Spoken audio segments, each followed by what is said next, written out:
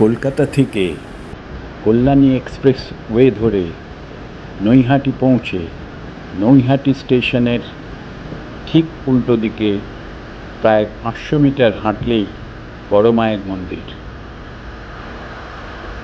আজ আমরা বড় মায়ের মন্দির দর্শন করতে চলেছি।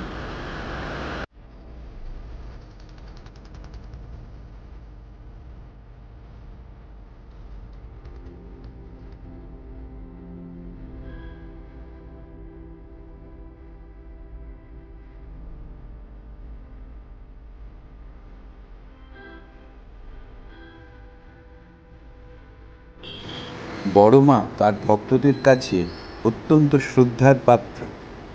তিনি তার সকল ভক্তের ইচ্ছা ও আকাঙ্ক্ষা পূরণ করেন, তাদের জাত, সামাজিক অবস্থান এবং অর্থনৈতিক পটভূমি নির্বিশেষে।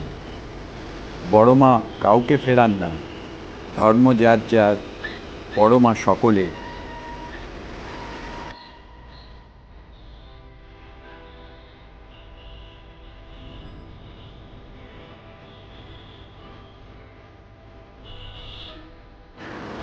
2023 সালে পুজোর 100 বছর পূর্তিতে দেবীর উদ্দেশ্যে নিবেদিত একটি নতুন মন্দির উদ্বোধন করা হয়। ওই বছরই কালী পুজোর দিন পুষ্টি পাথর দিয়ে তৈরি বড় মার নতুন প্রতিমার প্রাণ প্রতিষ্ঠা করা হয়।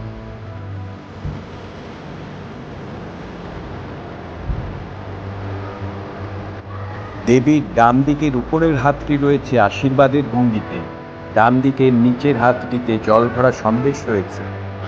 বাম উপরের হাতে রয়েছে অস্ত্র এবং বাম নিচের হাতে একজন পাপীর ছিন্ন মস্তক। তার প্রতিটি পদ্মচোখ নিয়ন্ত্রিত ক্রোধের প্রতীক বলে বিশ্বাস করা হয়।